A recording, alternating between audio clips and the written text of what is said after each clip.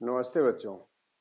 आज हम पढ़ेंगे हिंदी कक्षा 11 की अध्याय 4 पद संख्या 4, जिसमें छंद जो हरिगीतिका में लिखा गया है और दूसरा सोरठा छंद के अंतर्गत लिखा गया है। इसमें बताया गया है कि प्रभु श्री रामचंद्र जी जब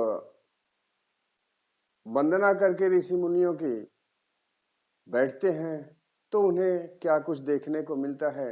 इसके पहले हम लोगों ने अध्ययन किया था कि जब भरत जी समूचे अयोध्या वासियों के साथ प्रस्थान किए थे और रात्रि विश्राम करने के पश्चात आगे बढ़े थे, तत्पश्चात वहां अर्थात पंचवटी में माता सीता ने जो सपना देखा और उस सपने के बारे में प्रभु श्री राम जी से बताया, तो प्रभु श्री रामचंद्र जी वही समाचार अपने अनुज लक्ष्मण जी को बताते हैं और बताने के बाद यह आशंका व्यक्त करते हैं कि हे लक्ष्मण, यह सपना अच्छा नहीं है।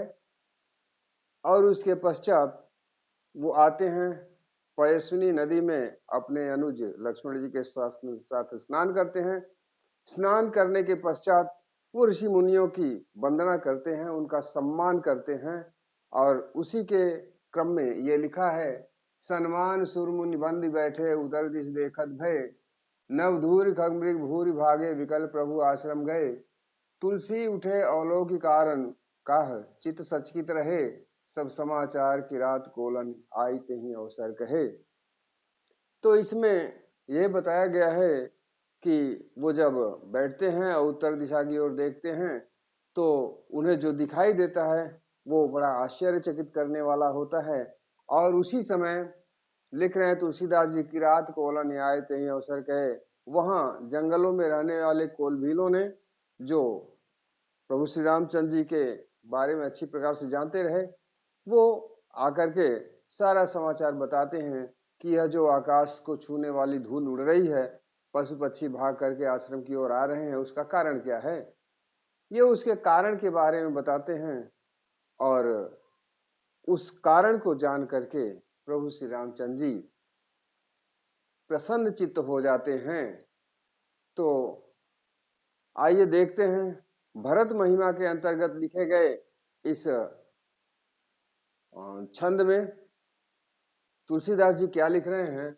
सन्मान सुरमुनि बंदी बैठे उतर दिश देखत भय। यहाँ लिख रहे हैं तुलसीदास जी कि पयस्विनी नदी में स्नान करने के पश्चात प्रभु श्री रामचंद्र जी मुनियों की वंदना करते हैं, उनका सम्मान करते हैं और वंदना और सम्मान करने के पश्चात जब वो बैठते हैं और उत्तर दिशा की ओर देखते हैं तो उत्तर दिशा की ओर देखने पर उन्हें जो प्रतीत होता है उसके लिए लिख रहे हैं, नवधूरी खगमृग भूरि भागे विकल प्रभु आश्रम गए।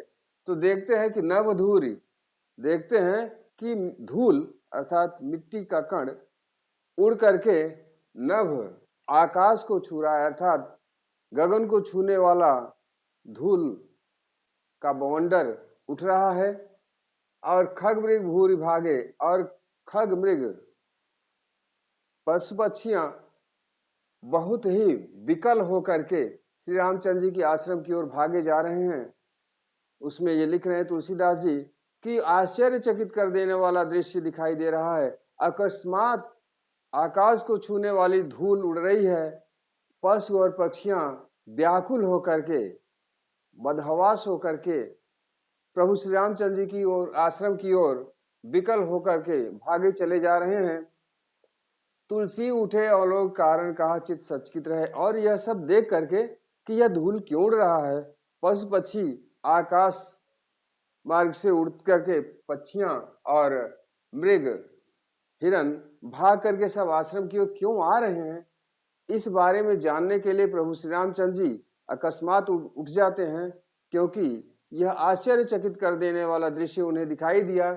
और तब लिख रहे हैं, तुलसी उठे अवलोक कारण कहा चित सचकित रहे, अर्थात कारण क्या है? कारण का चित्त सचकित रहे, उनका मन सचकित रहे, चकित हो जाता है, वो आश्चर्यचकित हो जाते हैं और कारण जानने के लिए तुलसी उठे है। लोग तुलसीदास जी कह रहे हैं उसका कारण जानने के लिए प्रभु श्री रामचंद्र जी उठ खड़े होते हैं। जो अभी अभी ऋषि मुनियों की वंदना करने के पश्चात, उनका मान सम्मान करने के पश्चात बैठे हुए थे, वो इस आश्चर्यचकित करने देने वाले दृश्य को जान करके, देख करके उठ खड़े हो जाते हैं और ये जानने का प्रयास करते हैं कि ये जो धूल उड़ रहा है और पशु पक्षी भाग करके हमारे आश्रम की ओर आ रहे हैं, तो ऐसा क्यों हो रहा है? किस कारण से ऐसा हो रहा है? सब समाचार किरात कोला न्याय तेहि अवसर के। तुलसीदास जी आगे लिख रहे हैं कि सब समाचार किरात कोला न्याय तेहि अवसर के, अर्थात ये सब किस कारण से हो रहा है? इस समाचार को कोल भी ला करके, किरात कोलन कोल भी ला करके प्रभु श्री रामचंद्र जी से बताते हैं कि यह ऐसा क्यों हो रहा है। वो कोल भील सारा समाचार बताते हुए ये कहते हैं प्रभु श्री रामचंद्र जी से कि ये जो गगनचुंबी धूल उड़ रही है और ये पशु पक्षी भाग करके व्याकुल होकर के आश्रम की ओर आ रहे हैं, इसका कारण ये है कि आपके अनुज भरत जी सेनाओं के साथ, संपूर्ण अयोध्या वासियों के साथ आपसे मिलने के लिए अयोध्या से वन को प्रस्थान किए हैं और वो जल्द ही आपसे मिलने के लिए यहाँ उपस्थित हो जाएंगे। और इसी कारण से ये इतना धूल उड़ रहा है, क्योंकि जो जन समूह जा रहा है, जन समूह के पैरों से उड़ने वाली धूल, जन समूह के पैरों से उड़ने वाली धूल आकाश को छू रही है और इतना विशाल भीड़ देख करके ये पशु पक्षी भाग करके आपके आश्रम की ओर आ रहे हैं। तो इसका कारण यही है। तो आगे तुलसीदास जी लिख रहे हैं इस सोरठा में, सुनत सुमंगल बैन मन प्रबोध तन पुलक भर शरद सरोरु नैन तुलसी भरे स्नेह जल। यहाँ कह रहे हैं सुनत सुमंगल बैन, कोल भीलों के द्वारा यह सुमंगल समाचार सुन करके, यह सुंदर अच्छा समाचार सुन करके मन प्रमोद, उनका मन प्रमुदित हो जाता है, उनका मन प्रमुदित हो जाता है, अर्थात आनंद से भर जाता है, तन पुलक भर, और उनका शरीर पुलकित हो जाता है, प्रसन्न चित्त हो जाता है। शरद सरोरु नैन, और उनके नेत्र शरद काल के कमल की भांति, शरद काल के कमल की भांति उनके नेत्र आंसुओं के जल से भर जाते हैं। तुलसी भरे स्नेह जल, ये तुलसीदास जी लिख रहे हैं कि उनके आंखों में जो जल भरा है, आंसू जो भरा है, वो क्या है? स्नेह जल, स्नेह का जल है। अश्रु जल वो स्नेह का है, प्रेम का है। अपने अनुज को आता हुआ जान करके उनकी आंखों में अपने अनुज और संपूर्ण अयोध्या वासियों के प्रति जो प्रेम है, उस प्रेम के कारण प्रभु श्री रामचंद्र जी की आंखों में स्नेह का जल भर आता है, अर्थात उनकी आंखें प्रेम के जल से सजल हो जाती हैं। उसी प्रकार से, जिस प्रकार से शरद काल का कमल जल से भर जाता है। तो इसमें यही बताया गया है कि ये पशु पक्षी विकल होकर के आश्रम की ओर क्यों भागे गए हैं, और यह समाचार सुनकर के प्रभु श्री रामचंद्र जी का नेत्र स्नेह के जल से भर जाता है, क्योंकि उनके अनुज श्री भरत जी उनसे मिलने के लिए पंचवटी में पधार रहे हैं, प्रस्थान कर रहे हैं, पहुंच रहे हैं। और यहाँ पर अगर हम काव्य सौंदर्य की बात करें तो काव्य सौंदर्य, जैसा कि हम हर बार ये बताते हैं कि ये सब अवधी भाषा में लिखा हुआ है, तो भाषा अवधी हो जाएगी। भाषा हम लिख लेते हैं अवधी, और शैली जैसा कि हम जानते हैं ये प्रबंधात्मक शैली है, शैली हो जाएगी प्रबंधात्मक, क्योंकि समूचा रामचरितमानस प्रबंध काव्य है, तो प्रबंध काव्य होने के कारण इनकी शैली प्रबंधात्मक हो जाएगी। और ये रस शांत है, रस शांत हो जाएगा। और छंद, जैसा कि हम देखते हैं यहाँ हमने छंद लिखा है और यहाँ भी छंद है, तो इस प्रकार से यहाँ और यहाँ दोनों जगह छंद कैसे हो सकता है? यहाँ हम छंद लिख रहे हैं और वही यहाँ भी लिख दे छंद के आगे छंद, तो ये ठीक नहीं है। इसलिए ये छंद हरिगीति का छंद है, जो कि वर्णिक छंद में आता है। वर्णों के ऊपर आधारित जो छंद है उसमें आता है हरिगीति का, तो ये हो जाएगा हरिगीति का।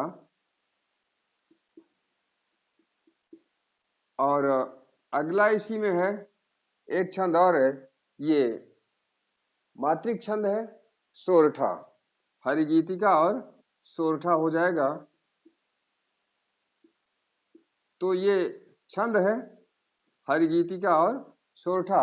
अलंकार में अगर हम देखते हैं तो समूचे पद में इन दोनों छंदों में अलंकार अनुप्रास है, अनुप्रास अलंकार है, अर्थात अनुप्रास अलंकार की अधिकता है इसमें, खाली खाली अनुप्रास ही नहीं है, अनुप्रास अलंकार की अधिकता है।